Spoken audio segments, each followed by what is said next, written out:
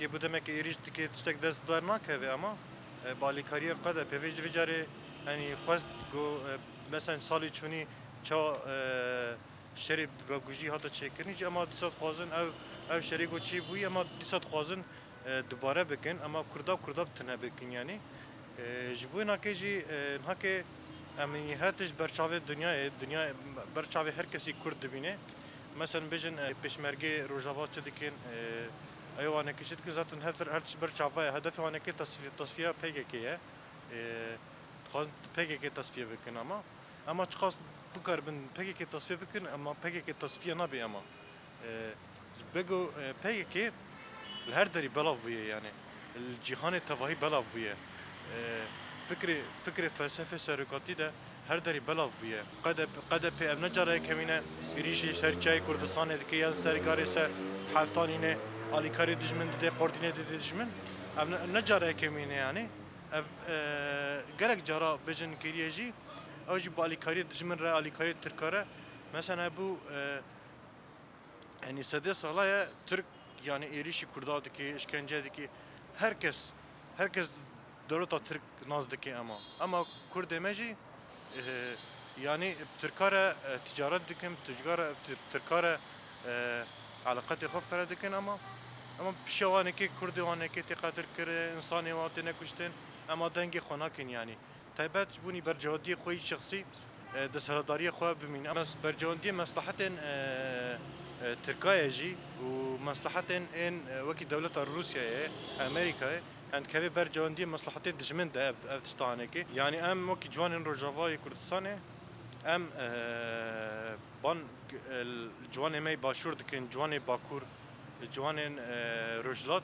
ام بان هو بكن بيجن دجي في فا اريشن بيجن ايجو AKP yan bejin emala barzani gotikin diji venake el korona bisekinin براستی اف فدنگا دکوشنا وانا گیشتا ملیونا ایدا وردا جی گلکی دولتن جدا گلکی ریخسترین جدای جهانی ایکو ناخازن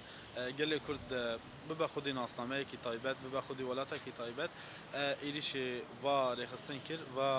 ودنگی کر و یعنی تفگری کر بگلکی شوازا ایریش کرن شوازا راست راست شوازن جدا هری داویجی یعنی شوازا کی بوار حیان آستا کی بسرکت او جی شوازا خیانت کرنه لی مخابن اف پیف براستی و تای خای راست دگره yani de ev ilişkirina pedek li ser hadin medya ilişkirina wanake li ser her car her ser berçeki ji perçeyên yani başûrê Kurdistanê ji bilê vê navê em nikarin lê bikin. Yani Armanca wana xuya ye pêk anîna Armanca dewleta Tirk. Yani Armanca dewleta Tirk tirnakirina gelê Kurd e ew jî bi wan Armanca xwe pêk tîne. Yani wan wek alavekî bikar tîne ku bigihêne Armanca xwe û gelê Kurd ev tevgerê ku azadiya gelê Kurd bi rastî dixwaze azadiya gelê Kurd